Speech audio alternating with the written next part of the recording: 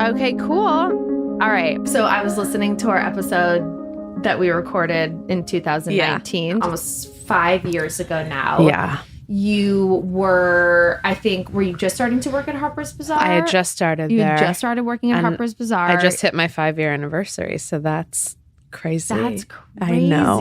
Had you moved back to LA yet? No. You were still in New York, and you were single and working hard and dealing with a little bit of like a breakup at the time. And you are in a very, very different place Very now. different place. So I guess why don't we just start off by like, obviously I know everything, but just like updating us on where you're at. Oh my God. Well, 5 years sure makes a difference. I moved back to LA at the beginning of the pandemic. I flew home for what I thought.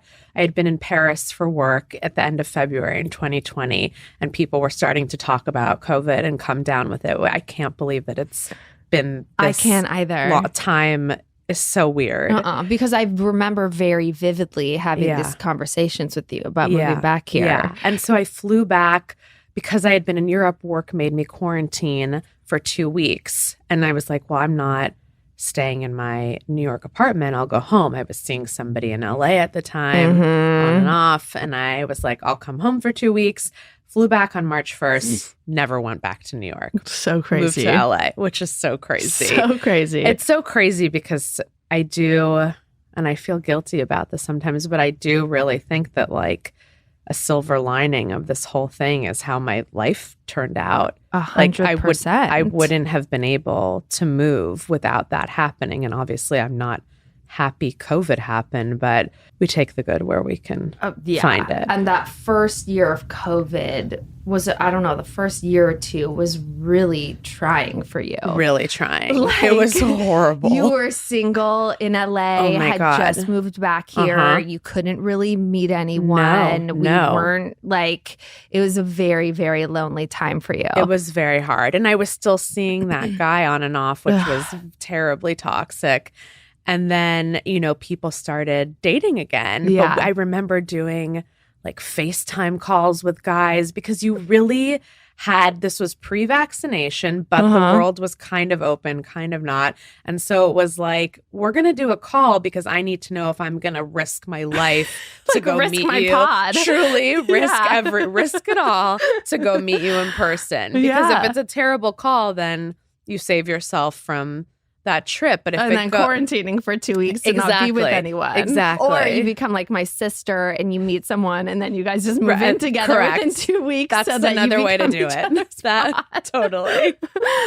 So, okay. God. So the world was like kind of opening up a little bit. Yeah. And I know you've always been the kind of person that's wanted your happy ending. Like you've wanted your person, but you've kind of gone back and forth with like wanting it too hard, but also just like releasing it and letting it happen and knowing that when the right time is right, it will happen. It will happen. And that's what happened. I really feel like I got to that place like later in my mid 30s, I guess. Like, and during I think that comes with COVID. maturity. Totally. I feel like late 20s, early 30s, you have these feelings of like everyone's starting to get married and having kids around you, and you just like want it. Right. And then you start to realize like you just wanting it that badly isn't going to make it happen. No, and it has nothing to do with anything. Like wanting it doesn't necessarily land you with the right person. Right. You know? Right. So thank God I didn't end up with any of those other bozos. All those frogs. I know. So then comes Greg. Yeah. So how did you meet Greg? We met on Bumble. We matched in mid-May of 2021. So only a little, I dated a bit like during COVID. Like you did. I wasn't really out and about, but I was trying, I wanted to be open and I was trying to be out there as in a safe way. And then we met online in May. We did a phone call. He asked to do a phone call. And I remember it was Memorial Day weekend and I was sitting in the parking lot of Ralph's where I never shop, getting supplies to make Frito pie, which I also have made once As in my one life, does. as one does for a Memorial Day, for a Memorial Day weekend barbecue. And that's when people were like trying recipes and really doing things with their time. Yes. And so getting really adventurous and ambitious. Haven't cooked anything since. So I love that Frito pie was like, you have to make chili. It's like a whole to-do. It's just shocking to me. It doesn't sound like anything you would ever eat. Ever, and I didn't eat it. The girls at this barbecue requested it, and I was like, I'll take that on. I have nothing to do. So I went and Greg and I had a call. We talked for like 30 minutes. Was it a FaceTime or just a phone chat? No, just a phone call. Okay. But you knew what he looked like from his bubble. I did. Yeah. And I remember just thinking he sounded really kind, really nice, and really familiar. Like I knew him already. And he had grown up in LA and he went to school near where we did. And he's older. So we didn't, he's only 7 years older, but we didn't quite cross over. We just missed each other in school, so we didn't really know any of the same people off the bat. But he grew up in Encino. I did too. Later, we found out that we grew up, I think it's like 0.6 miles in homes away from each other. So crazy. He grew up around the corner. And so something, and rightly so, felt really familiar and Jewish, all those things. Yeah. And so we made a plan to meet in person, and he took me to a restaurant that one of his closest friends from high school owns, called Lunetta. Yeah. And it was great. It was great. A great first date. I never, ever agreed to dinner on a first date because it's too much of a commitment. Yeah. What if the person is a psycho? Yeah, good tip. And you've committed to a whole dinner. No. Drinks, coffee, a walk in a public area. A place where you could have an easy out. Easy out. Yeah. You need an easy out, and dinner is not an easy out. But I just felt like you had a vibe. I knew we'd have enough to talk about. If it wasn't a match, like it wouldn't get awkward. Yeah. So, but it was a match, and that was kind of it. We've been together ever since. That was June 3rd of 2021. Oh my God. And we've been together ever since. So that first night, did you feel like immediately, did you know there was a spark? I felt like there was. Yeah. Yes. And I knew that all my intuition about our phone call had been right. He was really nice and personable, and there was definitely chemistry. And it's funny, we walked to the parking lot after dinner, and I remember we both did this very weird thing to do on a first date, which is we started cracking our hips. I wish that I could give you a visual, but we're stretching at the same time. Whoa, we both do that. We're old. Yeah, but you have always done. I know. You've always been a little bit of a this person and a this person. Totally. Yeah. But the hip thing, we had been sitting for 3 hours and we both cracked our hips in the same way. I was like, wow, this is a great start. Totally. And then it took him 10 days to make another plan with me. And I remember thinking maybe I was wrong. And I only found out in retrospect that he had kind of been seeing somebody for a few months. It wasn't a very serious thing, but he wanted to end it the right way before going out with me again, because he felt something too. First of all, such a stand-up so guy. Nice. I so know. Nice. I know. Unnecessary. So I'm I You're would have you been made ghosted. me wait 10 days. I know. Yeah. I know. And so I was like, God, maybe I was. And we went on a hike our second date, and truly it was off to the races in a very slow and steady way. Yeah. But that's what I remember. I remember the beginning just being very seamless and easy. He wasn't playing games with you it had been in the past. There were no questions. You knew that he liked you. You knew he was interested. Yep. It just goes to show you when it's right, you don't have those questions. You just don't. I know. And it's so funny, all of the things that I feel like it's all of the things that I learned about dating from him, I don't apply them anymore because I'm with him, and we're, now together. But I wish I had known these things earlier, all of the the questioning and the what if, and do I text this guy this? Yeah. Do I wait? It's like none of it matters, because when it's right, it's either just going to work or it's not. It literally, it's not real. That stuff isn't real. No, it's it doesn't so true. exist. But it's so hard when you're in it. But that's like, Yeah. as an outsider, as you want to say, like, it shouldn't be this difficult, Right. you know, like if you have a friend who's going through this, like it should be seamless, it should be easy, because that's when you know it's right. Totally. Looking back on like the app dating, Yeah. because I feel like obviously I know that that's the majority of the way that people are really meeting now. Like, do you have any tips or anything that you would have done differently, or like looking back on the whole app dating phase of your life? I think that a lot of people still, even though it is, I don't know what the stats are, but I feel like, as you said, so many people are meeting in this way now, and there's less of a stigma.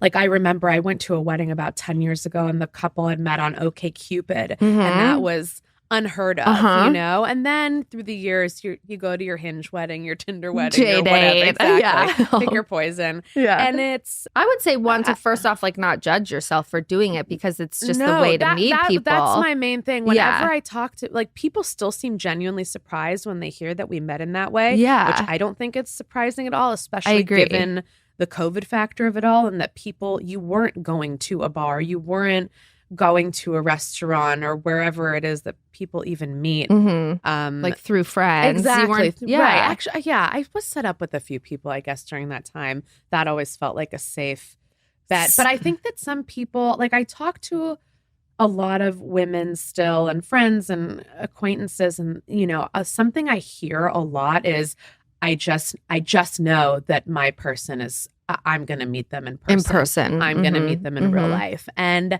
I just think that it's really closed-minded. And I don't know that it's necessarily true.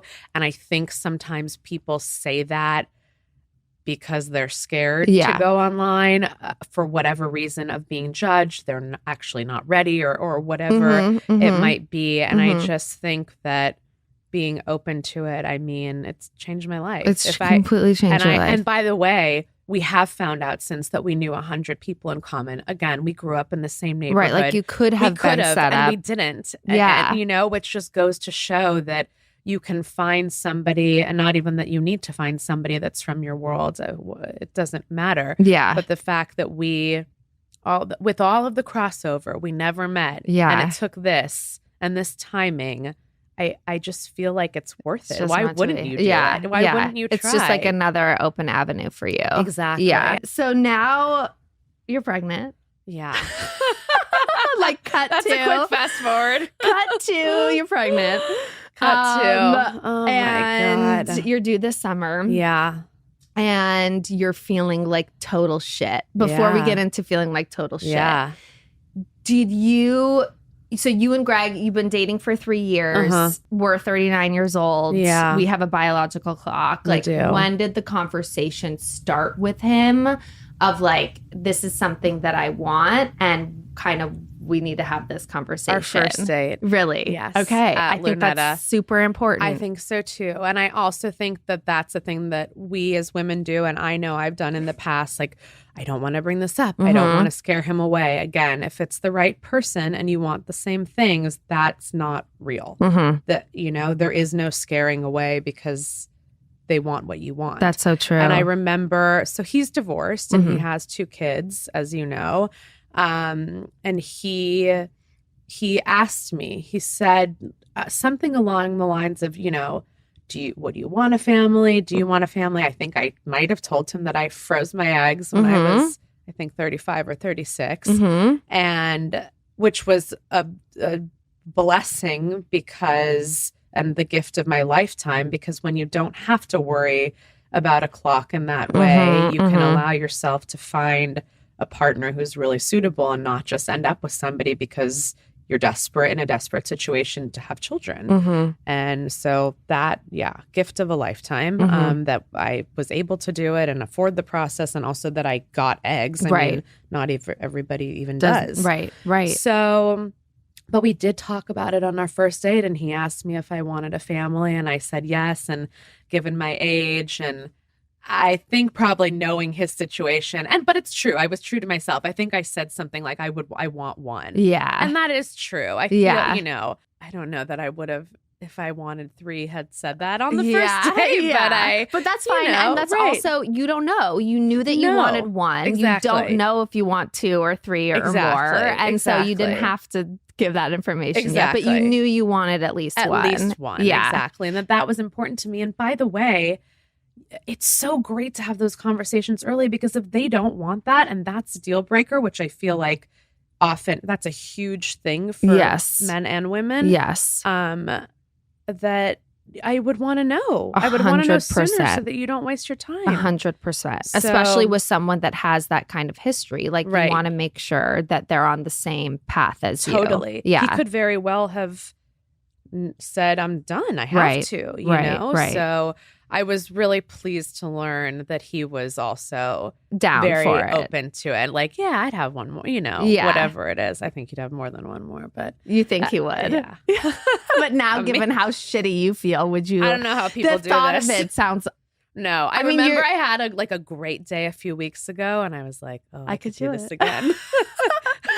You're going to have it, though, and then a year later, you're going to forget. I mean, who knows? Everybody says this, though, that you really do forget. And you forget about the early hard days of being tired, and the time passes so quickly that you want a baby again. But it's hard to hear it when you're going through it. Yeah. But so you've been feeling like crap since it started. Yeah. And you are how many months exactly now? I'm almost 22 weeks. You're 22 weeks. Yeah. So you're just just over halfway there. Yep.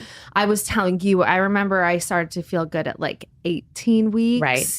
I have a bad feeling for you. Thanks. It's never going to go by the away. way, same. What are you doing to get through? What has the doctor, because I know the nausea thing is for me, I couldn't do anything. Debilitating. Completely debilitating. Were you throwing up? That's the things that I wasn't throwing up. So that's really common, that a lot of women just feel nausea but don't actually. I didn't have the urge to throw up, but I was just eating and eating and eating to keep my belly full. So I was gaining weight, but not, which was fine. Yeah. But not throwing up. But I almost wished I was throwing up so that I could have the relief. But then I'm thinking about you, who's throwing up every single morning. Yeah. It's so. Are you not taking diclegis? I am. I'm on the maximum dose. The maximum 4 pills dose a day, and I don't think it does anything. It just made me sleepy. Yeah, I don't even think it makes me sleepy anymore. I feel like I'm at the point where I'm just You're immune to it. Absolutely. And what else does Dr. Rothbart say you can do? He's been incredible. I don't even know where to begin. He also prescribed Zofran. Obviously, I'm not a doctor. Talk to your doctors. Yeah. But, which has been really helpful. But it has some pretty crazy side effects. Like what? Like really severe constipation. Really? Yes. Yeah. Which landed me in the hospital a few weeks ago. Oh my God. That's what it was? Yes, that's what it was. From the Zofran. Sure was. Haven't taken one since. So I'm just nauseous all dealing the time. with it. Yeah. Yep. Are you too scared to now just slowly put it back in? I feel like it's emergencies only at this point. Okay. I have it and I would love to take one every day or every other day. It's a miracle drug. It really is. To me, it is the only thing that has made a difference. There are things, ginger ale, ginger chews, ginger tea. Smelling peppermint oil. Yeah, smelling. It's the funny thing is that everything, it's I'm such a solutions-oriented person and I can't crack this. I know. I am dehydrated, so I drink and then the water makes me nauseous. Right. I'm tired, I lay down. And then I literally sleep sitting up. I can't get comfortable. No, because of this post-nasal drip that has developed since I started pregnancy. That's been the culprit for everything. Paige had that too. You should talk to her. I should talk to her. Yeah, we'll talk to her after this. We'll go to her office. Do you have any kind of heartburn or indigestion or anything? I'm taking Pepcid AC Max. I knew you were going to have every single symptom Pepcid AC twice a day. I do saline spray up my nose to try to clear it out. I need to go to the drugstore to buy Mucinex today. And then also trying to keep my body flowing. So Dulcolax twice a day. Oh my God. Fiber Metamucil thins, fiber 1 bars, high fiber diet, staying hydrated. I go to this woman who's a doula for acupuncture because I heard that that could be helpful with nausea. And I was like, I will try anything. And she's incredible. And she said to me a few weeks ago, the first like 30 minutes of your appointment, you kind of talk and it's legitimately therapy. And she was like, she said something along the lines of like, you have to stop trying to fix this. At this point, it's just about managing it because this just might be your situation. And that's okay. It's like radical acceptance. We can deal with this. Like there's no way out but through. And so it's kind of just like, I think riding it like a wave.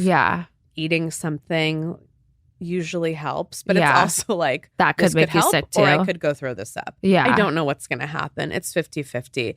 It's really just getting through the days right now. And how, you know, that just must be so difficult because you are such like a high functioning, productive person who's like the leader of your family pretty much and making the plans and like you're working, you are an editor at Harper's, like that. How have you been able to have you been able to have open communication with your friends, with your coworkers? Like, how has that process been for you? It's been hard because I feel like, and I think that so many, obviously, I have so many amazing friends who are also moms like you, and all of these women who have done this before me. And so I just always think about, like, I don't know what women do without these outlets and without these resources. Like, I feel so lucky, and it's been.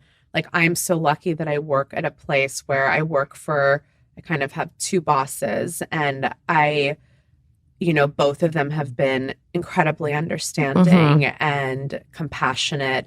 And I think they know that I get my work done and get my job done, but that I'm having a hard time right now. I literally have I'm on Zooms and turn off the Zoom, go to the bathroom, throw up, come back. And it's, it's not a complaint. It's just the reality of the situation right now. And in the beginning of the pregnancy, everybody, women who have been through it first trimester, you're so tired. I just think about, like, that's what it's made me think about more is really how lucky I am. And I think about women who have to be at jobs on their feet from 9 to 5. This with other kids at home. And don't have the option to lay down for 20 minutes and kind of recharge and get their shit together. I don't know how they do it. I guess it's just mind over matter. And I think like they're my heroes in my head, because I feel like in comparison, it's like, some women have it a lot harder than me, and I'm sure a lot of women have it a lot easier. Of course. Like, it's all relative, 100%. But it's these conversations that are so important that I always hope that who's ever listening, whether they own a company or they work for a big company, that like people are understanding women's health and how women cannot be just like disposed of when they go through these phases. These are phases and parts of our lives that everyone wants us to have. Like the world, everybody wants us to have babies and procreate and all this. And so it's just like, this is going to, these things are going to happen. They're inevitable. And it's just so important that like everyone supports us while we're going through it. 100%. I mean, it makes me think there should be like a leave policy in the beginning of your pregnancy. If you do suffer from this, 100%. From like what is this nausea? I feel like there's this. I do not have the hyper gravidaire. What like Amy Schumer had, and Kate Middleton, and no, those people are throwing up like I think 10 to 15 times a day. It's nonstop. That is, I'm pretty much clockwork first thing in the morning. You're like a morning sickness, like general morning sickness throughout the pregnancy. Exactly. Sometimes something exciting happens, like in the afternoon and night, but usually it's pretty standard between like 5 a.m. to 9 a.m. So you're 22 weeks pregnant and you're also planning a wedding. I mean, like you're not, are you calling it? No. You're not calling it a wedding. No. But you're having like a mini nuptial. I'm calling it, we're going to City Hall and then having a small dinner party with our family and a few friends. Right. That's what I'm calling it. In the hopes of having like a rager next year. Oh my God, that's all I want. And it's like, that was always the plan, was to go to City Hall in the spring and in the meantime try to get pregnant. I don't think that I or Greg or anyone else thought it would happen as easily as And it as fast, did. yeah. And I also don't think B, I thought I would be as sick as I am. You Yeah. know what I Yeah. mean? So, yeah, my hope is to do something next year with all of our friends and family that we love, and our baby will be there, which is completely So insane to think about.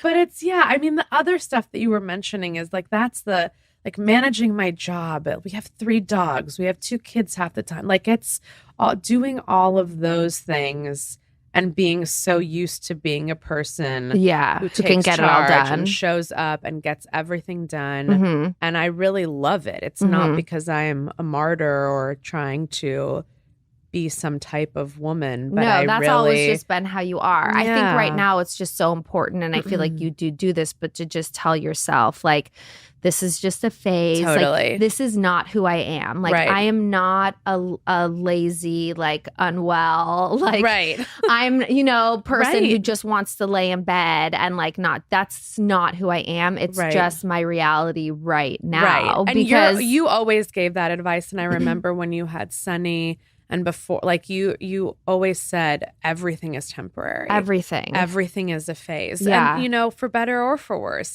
because it goes by quickly. And I remember somebody saying about pregnancy, like goes by quickly. And I was like, this can't go by fast enough. Yeah. And I'm somebody who never wants to wish away time. We want to be present. We Mhm. strive to be but present. this, you're like But this, so ready. Oh yeah, speed it up.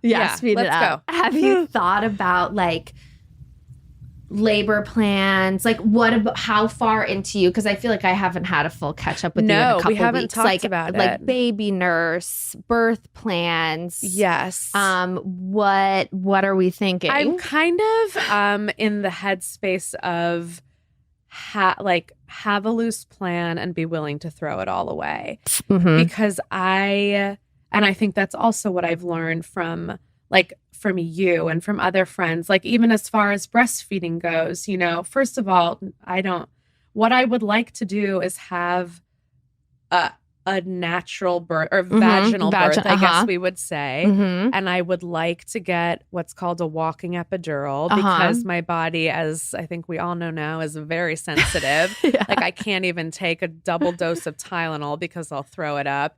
So I can't We're so imagine different. what a real epidural would do to me. I think I would be in outer space. But That's I also amazing. am like totally pro meds. Yeah. So if they would give me that, it is like a lower dose Mhm. and I would like to do that.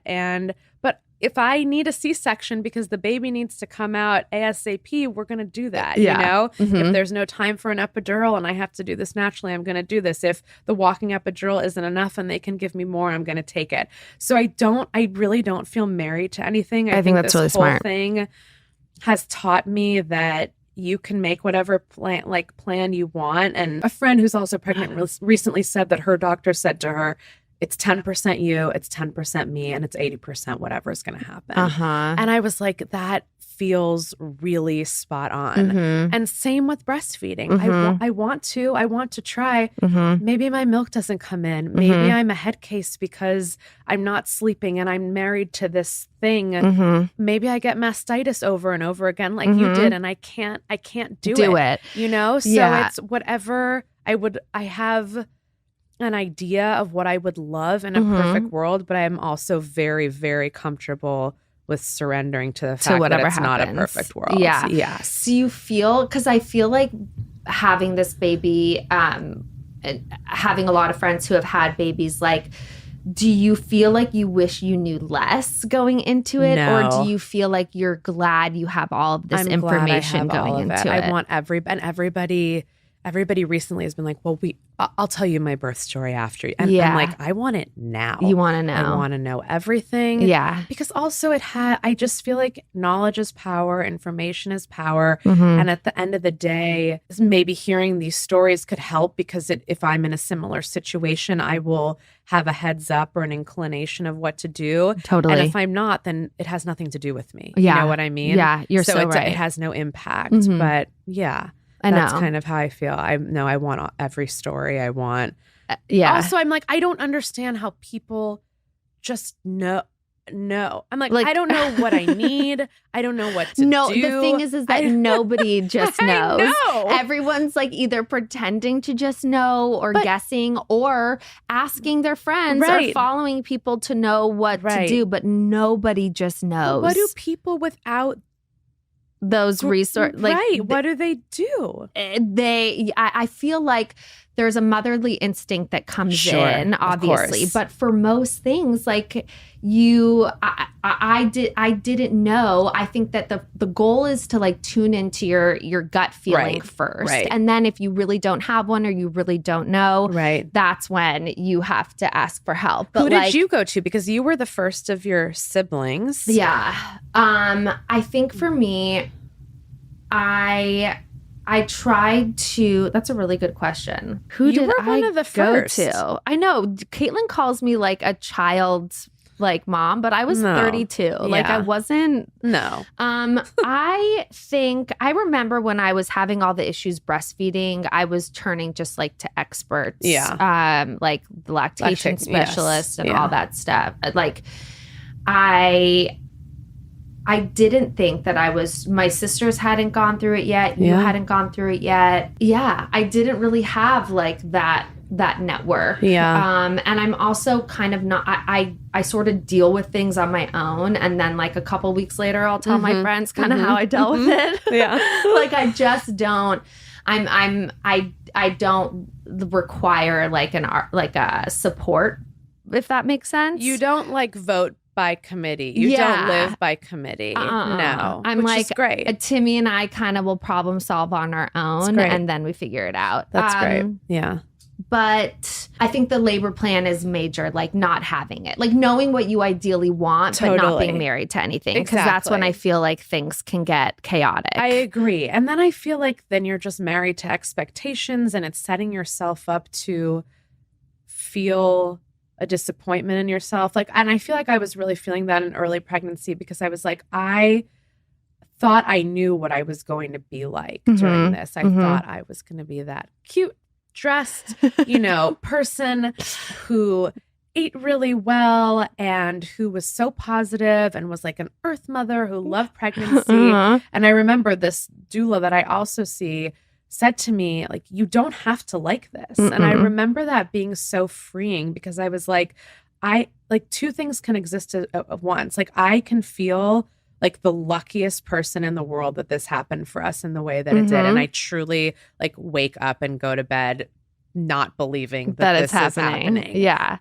It's so exciting and I'm so happy. And at the same time, Want to die. I want to die and I hate it. And I it's know. not for me. That's and how I'm I so felt sorry. too. And I'm so sad But it's you not don't for me. have to But say it's sorry. That's the know? whole thing. Like I that was my know. whole series on YouTube. I Yeah. love my baby, but I I hate my remember. pregnancy. I remember. And Sunny is worth every single second of that course. pregnancy.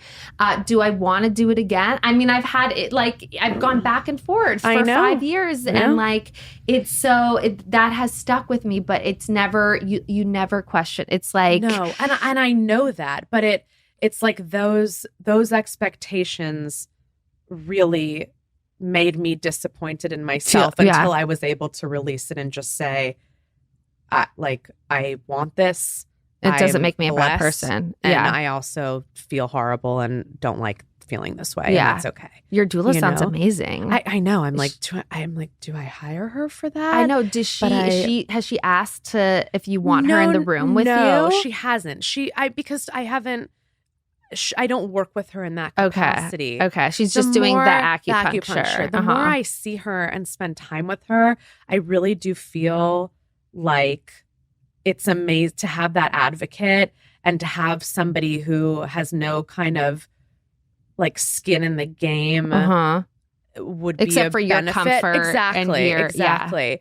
Would be a benefit. But then it's also like, I have always really thought that it would just be, and I thought this before I met Greg, it would just be me and my husband in that room. Like Yeah. I really want that moment for us and Yeah. the two of us, but also I You kind of could go back also and have forth. her there to help manage pain and whatnot. And then once it gets time to push, it's the two, right? You're like, see you later. See ya. Even though my mom was in there, which was very also amazing and powerful. I know. Everybody has different wishes, which is also the great thing of, it's all our own journey. That's right. Yeah. That's exactly right. Have you thought about back to work and what that looks like? That. I will.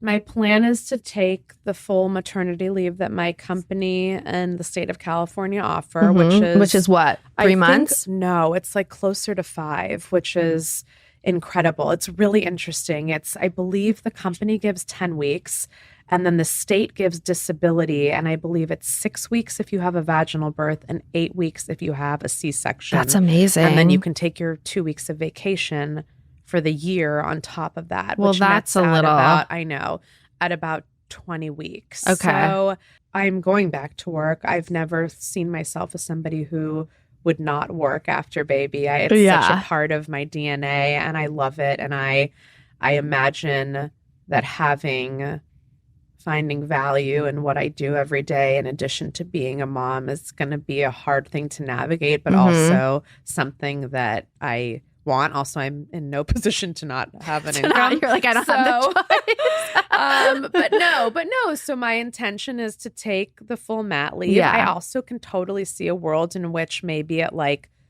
4 months, maybe I'm ready to come dip my do toes some back stuff. in. Yeah, I could see that back. for you too. Because it's a lot. It's you do want to take the time, and I sort of regret looking back on it. I went on a trip like at 4 weeks postpartum. Okay. And then after that, no, without Sunny. And I was like pumping in the airport, in the airplane bathroom and like freezing my milk. I went by myself.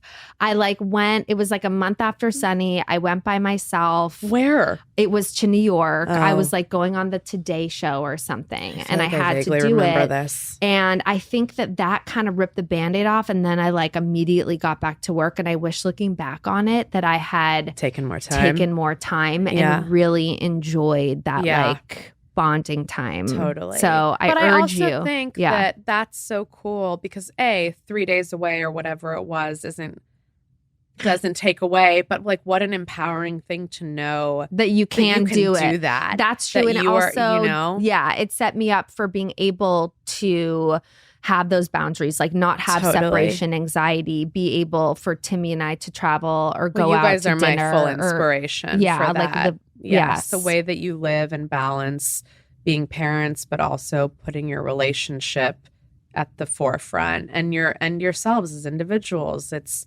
I think, so hard, I think that a lot of people become beholden and understandably to these little people. I know.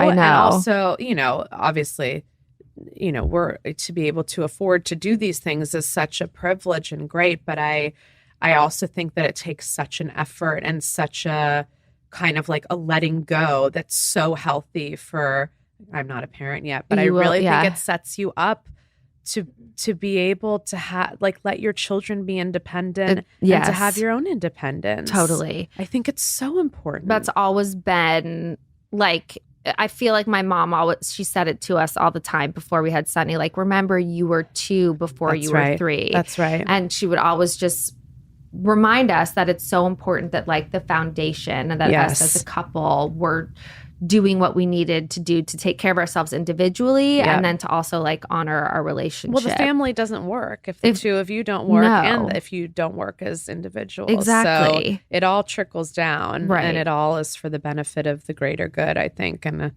I hope that we will follow in your footsteps. You will. Seriously. And you'll have 2 like preteens that are like sort of like there to help. I hope. I've even said if I were to have another, having Sunny be like at least 7, I could be like, watch the baby for a second. Go grab me a diaper. Like you're going to have extra sets of hands that you definitely have to put to work. I know. It's exciting. It's I think it's going to be very sweet and it'll be interesting. How are you feeling right now in this moment? Fine. So distracted. Really? So happy. Good. Yeah. Okay, good. No, talk about you. We can talk about me if you want to know what's going on. How are you? How's your journey? I'm fine. I know. We haven't. So Which also, by the way, is a really interesting thing, and I'm sure comes up in friendships a lot. Yeah. Of just people, you know, and I think that I saw this so much when I was younger, people getting married, people having children.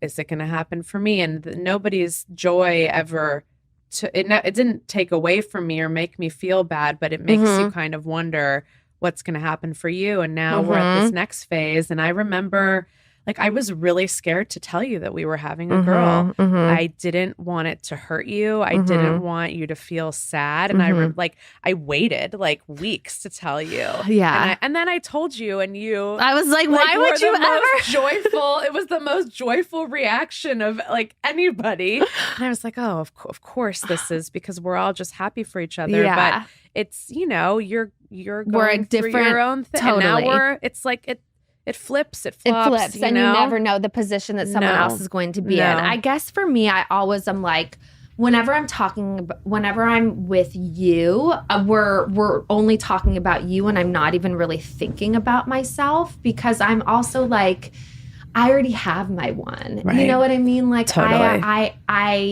And I'm so lucky to even just have that. Totally. And I almost too like don't even want to think about my situation, because like when I think about it too much, then I'm like, then it feels like I have to do something about it. Yeah. And I'm just very triggered. Like, I'm just in a place of like just not knowing right now. But what's also interesting about our relationship is that we are such best friends, but even if we haven't, like, we'll text, but we haven't gotten together in maybe a couple weeks. Yeah. So, and so much can happen. So much happens. And it's like, I now have a full life update for you. You have a full birth defect to talk about. I basically, and I talked a little bit about this, but long story short, I went in and got this test done, and they saw that I have something called congenital uterine septum, which is a birth defect that my siblings don't have. Wow. Like, it's basically where it doesn't really leave like a nice surface area for the embryo to implant. Okay.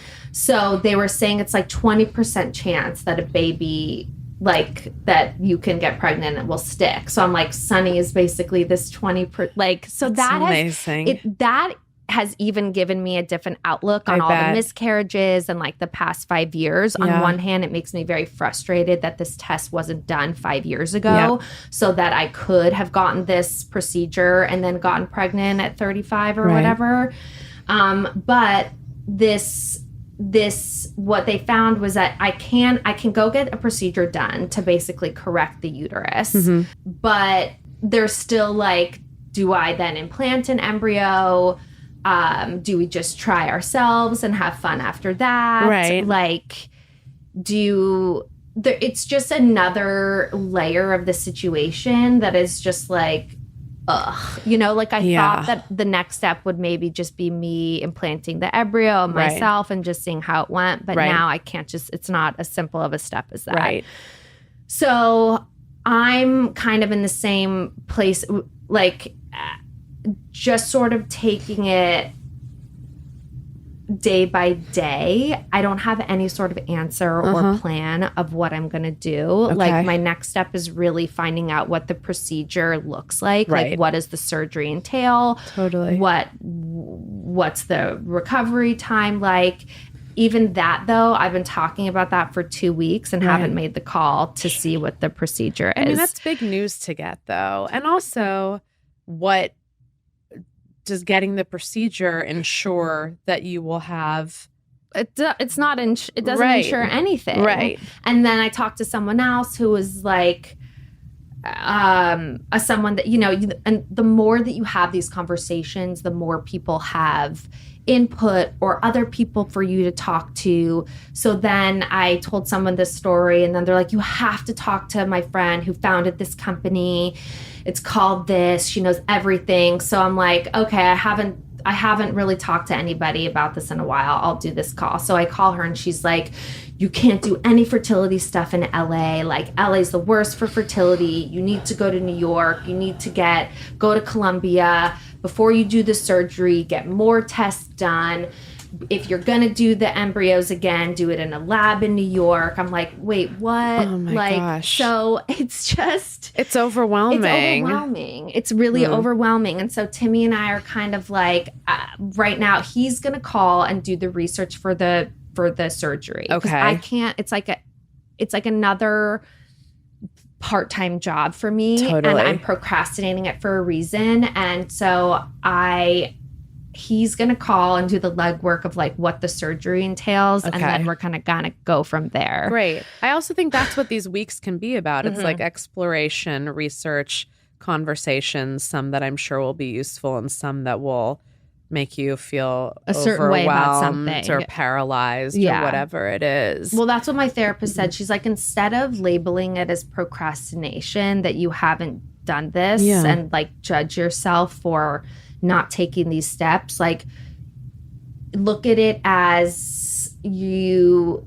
doing this work to like more of to have more it be a exploratory phase. Exploration phase. Your brain 100%. and your body is obviously not wanting you to do something for some sort of reason. So like, why put a label on yourself? Right. Like, it's just hard though, because I do procrastinate and I will like put things over here as to not deal with them. So for this one in particular, I'm like, is it procrastination? Is it me not wanting to do something? I'm like, I don't know. Trying to figure out why. Yeah. Just let it unfold. Yeah. You'll figure out why. Yeah. Yeah. Yeah. It's a lot of news. Jeez Louise. Oh my gosh. I know. But other than that, it's like, it's the same as you. Like you think about that, it's this one little thing. And then I hear myself speak and I'm like, stop complaining. Like, I know. Turn to gratitude.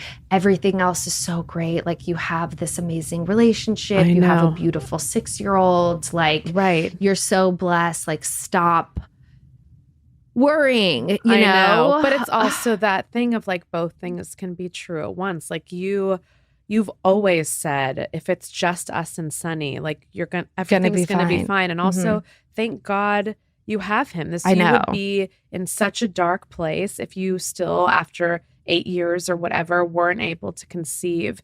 And so it's true. Like it's true. Like every time I hear myself complaining, I feel the same way. I'm like, gratitude, turn to acceptance, just think about the positive stuff. But you know, the reality of the situation of what might be, and that maybe you won't be able to achieve or like the feel dream. Complete. Right. But you will. I know. If this is what it is and it's the three of you, you're complete. It's true. You're already complete.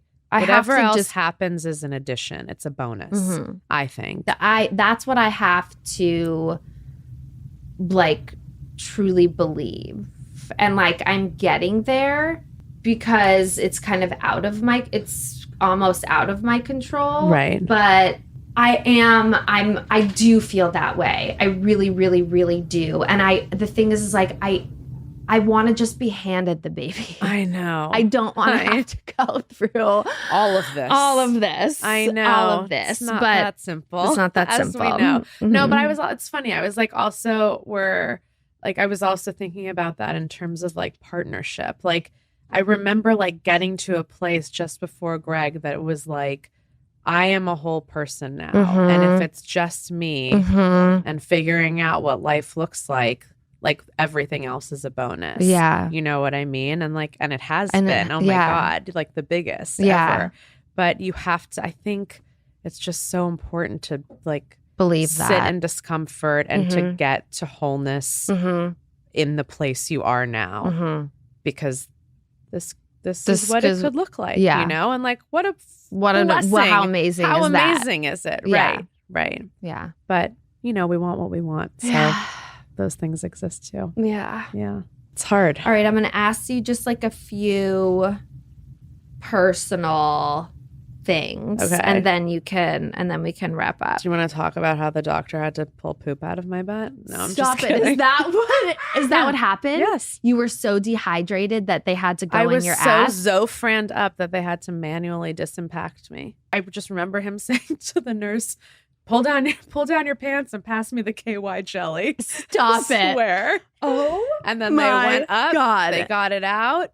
And then I got put on 2 bags of fluid and just sat there for the next few hours. Oh my God. That makes me think that vitamin therapy is actually going to be amazing I know. for you. That's what I think too. Yes. I agree. I did Straight it when to an IV. Straight to, and Give you know me they that can IV. put Zofran in the IV. I know, but that scares the literal shit out of me. Yeah. No.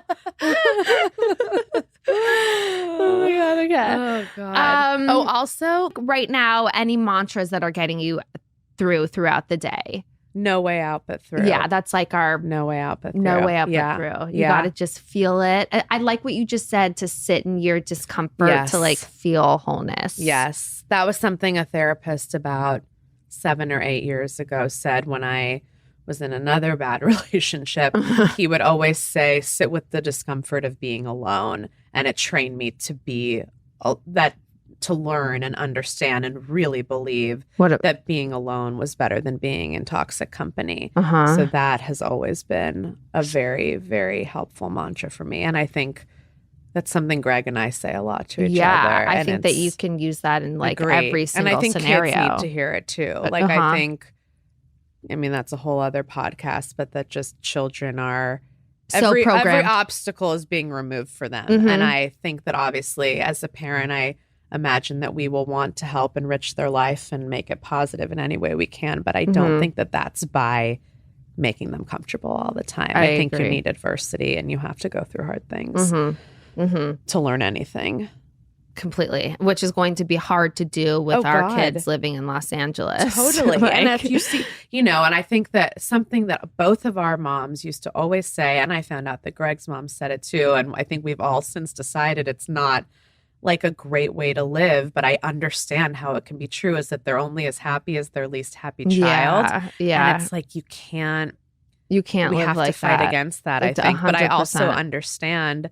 I mean, I see it with my stepkids when they're upset. I'm like, oh, it's like it's in your gut. You want to fix it, and sometimes that's just not the answer. It's so true, and you want to make it easier for yourself. Totally. Oh too. God, yes. For me, as with the 6-year-old right now, we're dealing with that in terms of like the iPad situation, and not turning to that when there is discomfort or like feelings of boredom. It's like you need to figure out what to do and be resourceful. We did not and that has also put a mirror up to me. I have to, a lot of these things I've been reading about, like our devices, and if we want our kids to stop, like we have to look at our relationship with our devices too. So now I'm trying, like when I'm with him, phone's gone, like.